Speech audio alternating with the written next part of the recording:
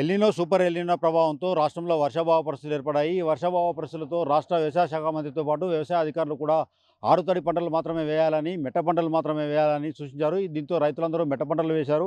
మెట్ట పంటలకు కూడా బోనాల పండుగ జోర్దార్గా చేయాలని ఆలోచన చేస్తున్నారా? అయితే కిసాన్ ఫ్యాషన్ మాల్ లా అద్రిపోయే ఆఫర్లున్నాయి. జోర్దార్గా షాపింగ్ చేయండి. నీరు లేకపోవడంతో చాలా రకాలుగా ఇబ్బందులు పడ్డారు నిన్న మొన్నటి వరకు. అయితే రాత్రి కురిసిన భారీ వర్షానికి ఇటు పాలేరు నియోజకవర్గంతో పాటు అటు ఖమ్మం రూరల్ ఖమ్మం నియోజకవర్గంతో పాటు పాలేరు నియోజకవర్గంలో కూడా భారీ వర్షం కురిసింది.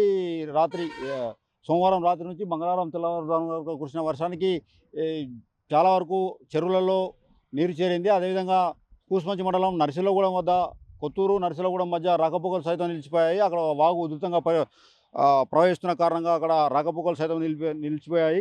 మనతో ఇప్పుడు రైతులు ఉన్నారు. ఈ వర్షం జీవం పోసినట్లే అని రైతులు కొంతమంది మనతో అంటున్నారు. వారితో మాట్లాడే ప్రయత్నం చేద్దాం. సార్ చెప్పండి, ఇప్పుడు రాత్రి పడిన వర్షం జీవం పోసినట్లేనా మన మీ మెట్ట పంటకి? నా పేరు కొమ్మకోమటి నాగేశ్వరరావు. అఖిల భారత రైతు సంఘం జిల్లాలో పనిచేస్తున్నాను. మేము పత్తి చేలు మెట్ట పంటగా వేసాము. ఈ పత్తి కూడా నెల చిల్లర అవుతుంది వేసి. ఈ వర్షమే వీటికి జీవం పోసింది. ఇప్పుడే దాని పత్తి పంటలో ముఖం కళ్ళకళ్ళాడుతుంది. అదేవిధంగా ఈ వర్షం మాకు ఎంతో మేలు చేసింది. మొన్నటి వరకు మేము అసలు దుక్కులు దున్నిన తర్వాత ఈ పత్తి వేసిన తర్వాత మొలవటం కష్టంగా ఉంది. అదేవిధంగా వర్షం రాకపోవటం వలన అసలు చాలా దీన పరిస్థితిలో ఉన్నాం. అయితే ఈ వర్షం వలన రైతులు చాలా ఆనందపడుతున్నారండి. అదేవిధంగా ఇప్పుడు ప్రభుత్వం కూడా చెప్పేది ఏంటంటే 6 దడ పంటలు వేయాలని. అదేవిధంగా మేము డిమాండ్ చేసేది ఏంటంటే ఆ పంటలకి విత్తనాలు కూడా గవర్నమెంట్ ఇవ్వాలని, అదేవిధంగా వాటికి ఎరువులు కూడా ప్రభుత్వమే సహాయం చేయాలని, నష్టపోయిన రైతులకి అందరికీ ఎకర ఒక్కంటికి 12,000 ఇవ్వాలని మేము డిమాండ్ చేస్తున్నాం. అదేవిధంగా ఈ మందు కట్టల ధరలు కూడా బాగా విపరీతంగా పెరిగాయి. గత సంవత్సరం కన్నా ఒక్కొక్క కట్ట మీద 500, 600 పెరిగినాయి. ఇప్పుడు రైతుల పరిస్థితి చాలా ఆర్థిక పరిస్థితి సరిగ్గా లేదు.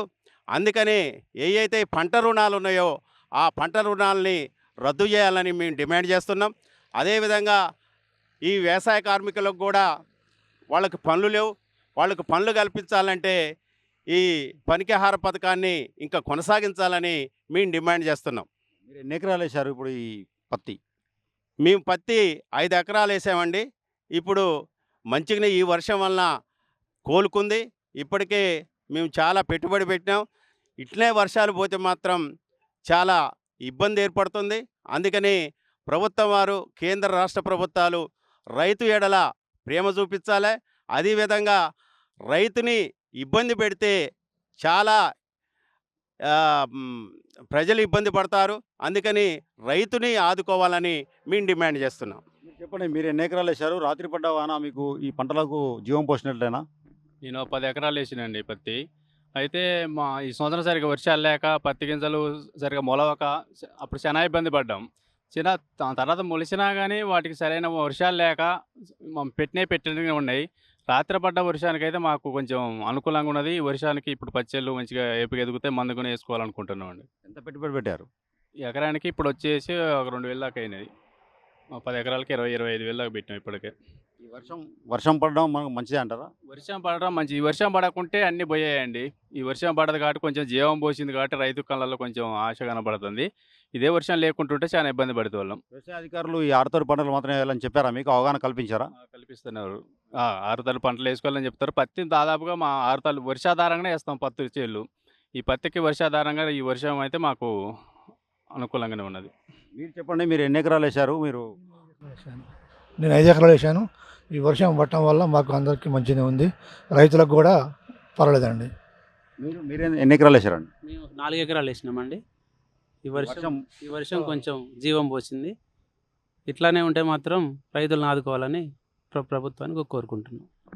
రాత్రి పడిన వర్షం జీవం పోసిందని పత్తి చేలతో పాటు అటు మిరప కొంత సాగు చేశారని కొన్ని ఏరియాల్లో ఈ ఆరుతడి పంట వేయాలని వ్యవసాయ అధికారుల సూచనలతో ఆరుతడి పంటలు మాత్రమే వేసామని, వరి లాంటి పంటను వేయలేదని, వర్ష ఆధారిత పంటలు మాత్రమే వేసామని ఇక్కడ రైతులు చెప్తున్నారు.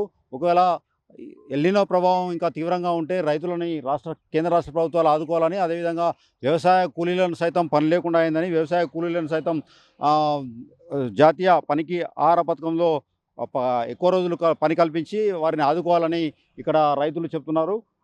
అదేవిధంగా అనేక రకాలుగా నష్టపోతున్నామని రైతులు తీవ్రమైన ఎరువులతో పాటు అటు విత్తనాలు సైతం రేట్లు ఎక్కువ పెరిగాయని, ఆ రేట్లను తగ్గించాలని, అదేవిధంగా యూరియా లాంటి వాటిని సబ్సిడీలో కేంద్ర రాష్ట్ర ప్రభుత్వాలు అందించాలని రైతు సంఘం నాయకులు సైతం చెప్తున్నారు. ఎల్నినో ప్రభావంతో వర్షం పరిస్థితులు ఏర్పడినప్పటికీ రాత్రి కురిసిన వర్షం అటు ఖమ్మం నియోజకవర్గంతో పాటు ఇటు పాలేరు నియోజకవర్గంలో రైతుల్లో ఆనందం నింపిందని చెప్పవచ్చు. వీడియో జర్నలిస్ట్ నాగేందర్తో హరీష్, RTV, తిరుమలాయపాలెం, పిండిపోల్ నుంచి.